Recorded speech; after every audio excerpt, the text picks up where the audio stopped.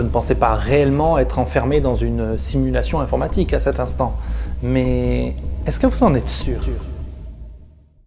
Tu connais le paradoxe de Maître Zhuang? J'ai rêvé que j'étais un papillon. Maintenant, je suis réveillée et je ne sais plus si je suis un être humain qui a rêvé qu'il était un papillon ou si je suis un papillon qui est en train de rêver qu'il est un être humain. Je ne sais plus quoi penser. On m'a dit que je rêvais éveillé. Je touche ma peau et je me demande si c'est la mienne. J'entends des mots et je prends mes pensées comme elles viennent. Je réfléchis distinctement et pourtant je suis confus. J'ai peur de tout, même du présent, je suis comme suspendu. J'ai besoin qu'on m'éclaire, alors vite, j'allume une lumière. Mais rien n'y fait. Je me sens acculé, car à l'ombre de la flamme se cache le doute. N'avez-vous jamais fait ces rêves qui ont l'air plus vrais que la réalité? Si vous étiez incapable de sortir d'un de ces rêves, comment feriez-vous la différence entre le monde du rêve et le monde réel?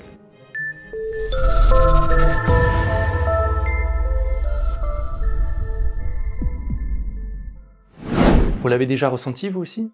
Non, c'est pas une sensation, c'est plus comme un pressentiment. Vous savez, ce moment particulier où vous réalisez que la croyance que vous aviez envers cette chose ou cette personne s'évapore, définitivement, remplacée par une autre vérité. Vérité que vous ignoriez ou que vous ne vouliez pas voir, car au fond, vous doutiez déjà peut-être un peu. Et si j'avais tort? Et si tout était faux? Puis-je avoir confiance? Et moi, de quoi je suis sûr au fond? Moi, je suis sûr que tu commences à nous casser les pieds à tourner autour du pot. Tu veux pas enchaîner? Et évidemment. T'en rates pas une, toi, hein? Eh, je t'ai laissé faire ton numéro tranquille. Tu pourrais dire merci. Bon, puisque t'es là, tu pourrais m'aider. Et arrête de manger. Est-ce que tu saurais me dire un truc dont tu es absolument sûr? Je suis le fils de mes parents. Ah, tu l'avais pas vu venir celle-là, hein? T'as déjà fait un test ADN? Non, j'ai pas besoin de faire un test, ce sont mes parents. Oui, donc en fait, t'en sais rien. Peut-être qu'ils t'ont menti. Peut-être que eux-mêmes l'ignorent. Peut-être que t'as été échangé à la naissance avec un autre bébé, par erreur. Ou intentionnellement. Écoute Virax, je crois que je connais un grand monsieur en blouse blanche qui pourrait manifestement te venir en aide, hein? Non mais je suis sérieux, est-ce que tu as déjà vu le film The Truman Show? Absolument pas. C'est un film dans lequel un bébé a été acheté par une entreprise pour en faire une émission de télé appelée The Truman Show. Ok, donc le mec qui spoil au calme, tout va bien. Ah oui, j'ai oublié de dire, j'avais spoilé un film vieux de plus de 20 ans.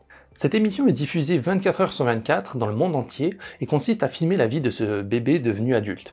Dans le plus grand studio qui ait jamais été conçu et qui reste à ce jour, avec la Grande Muraille de Chine, la seule construction humaine visible de l'espace, voici, pour la 30e année consécutive, le Truman Show. Ah mais c'est de là que ça vient cette fausse idée sur la muraille de Chine là, qu'elle serait visible depuis l'espace. Je me demandais justement d'où ça sortait ces codes. Ils ont caché des micros et des caméras partout pour que les spectateurs puissent suivre absolument chaque instant de sa vie à son insu. Tous les gens autour de lui sont en fait que des acteurs qui suivent les directives d'un scénario écrit à l'avance. Ah ouais, secret story puissance 1000 quoi. Le personnage en question s'appelle, sans surprise, Truman. Ce qui est ironique puisque ça veut dire l'homme vrai. Alors que du soleil au ciel en passant par l'horizon, absolument tout est factice. Mais c'est l'horreur ton truc. Du coup, je te repose la question. Comment tu es sûr que tu n'es pas Truman? Non mais c'est juste un film, faut pas devenir parano comme ça. De toute façon, je saurais s'il y avait des micros, des caméras. C'est là où je veux en venir. Comment on sait quand on arrête de douter?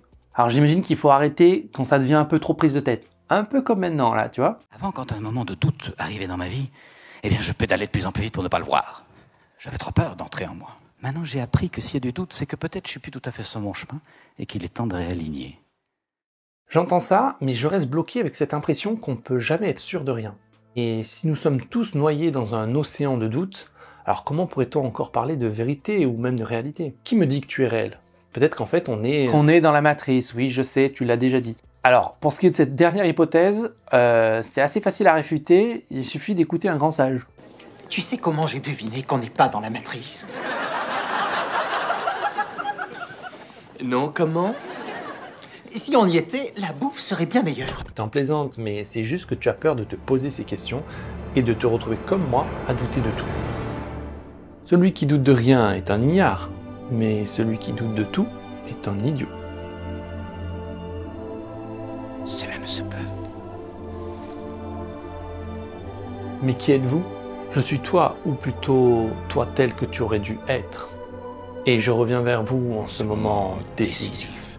Chérie, viens voir, il fait un remake du Seigneur des Anneaux. L'art du doute est une discipline non sans risque. Elle peut autant vous aider à vous construire qu'à vous détruire. La façon de l'utiliser dépend de la façon dont vous l'avez appris. Il est un point sur lequel vous n'avez pas changé, cher ami. Vous parlez toujours par énigme. Si on applique un doute radical en doutant de chaque chose, on finit par tomber dans ce qu'on appelle en philosophie le nihilisme. Concept philosophique selon lequel il n'y a aucune valeur ou sens fondamental dans l'univers et que toute forme de vérité est illusoire. Étymologiquement, le nihilisme, au sens radical, c'est réduire le réel au néant. C'est donc nier l'existence même des concepts de vérité ou de réalité en soi. Je crois que c'est exactement là où j'en suis. On peut toujours douter de tout. L'argument « on est peut-être dans la matrice » fonctionne quel que soit le sujet ou la personne, car on ne peut jamais être sûr de rien avec une absolue certitude. Comment pouvez-vous identifier un doute avec certitude? À son ombre? L'ombre d'un doute! Mais c'est bien connu. Si le doute fait de l'ombre, c'est que le doute existe. Il n'y a pas d'ombre sans doute. Et on sait le nombre de doutes au nombre d'ombres. S'il y a 100 ombres, il y a 100 doutes. Mais prends garde, car autant il est important de se poser des questions sur nos croyances, autant cette forme de doute radical peut très vite te paralyser et les ruminations incessantes qui viendront avec te mèneront à la peur. Et la peur est le chemin du côté obscur. La peur mène à la colère mène à la haine mène à la souffrance. Attends, j'essaie de suivre, il y a Gandalf qui se transforme en Yoda dans la matrice. Hein. Si on poursuit le raisonnement, on tombe sur un paradoxe assez connu.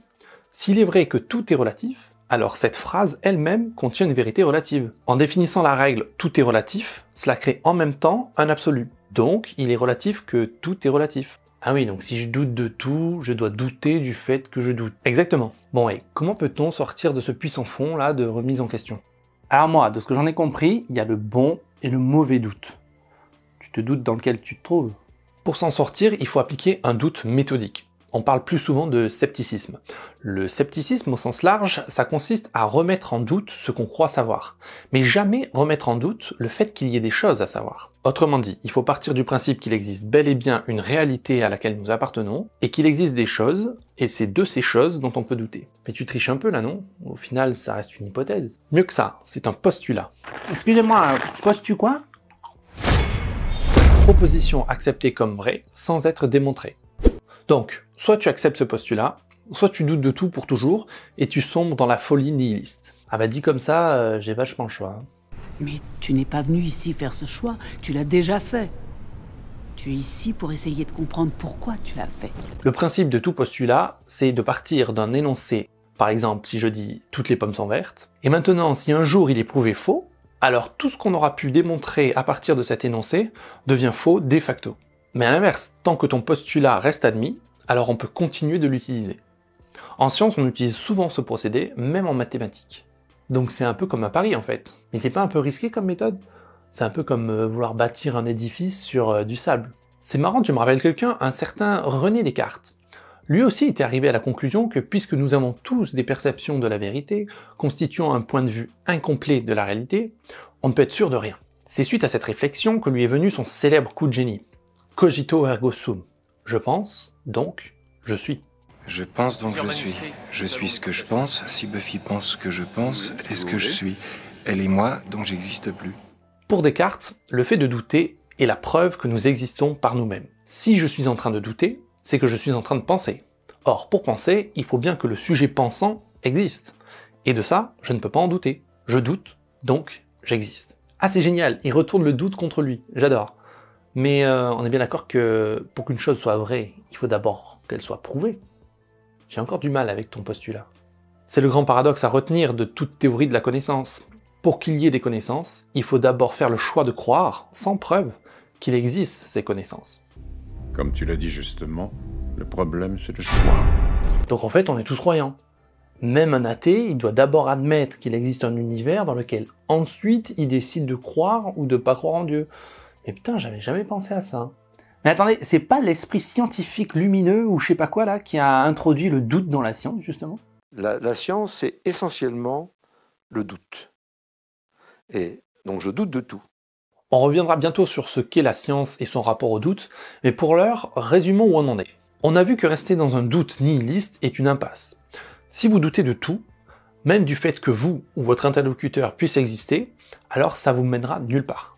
Donc à partir de maintenant, je partirai du principe que sur cette chaîne, nous faisons le choix de croire qu'il existe une vérité à appréhender et à explorer.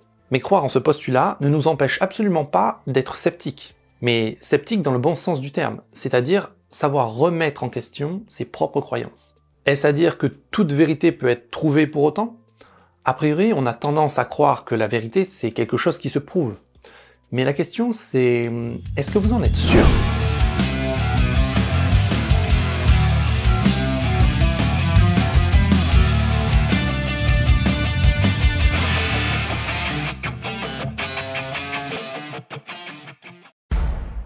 Ne vous inquiétez pas, Truman ne s'est rendu compte de rien. La miniaturisation a beaucoup évolué, vous savez. Nos micros et nos caméras sont indétectables à l'œil nu. Jamais il ne saura qu'on l'observe. Comment expliquez-vous que Truman n'ait toujours pas, à ce jour, découvert la vraie nature du monde dans lequel il évolue? Chacun de nous accepte la réalité du monde auquel il est confronté. C'est aussi simple que ça.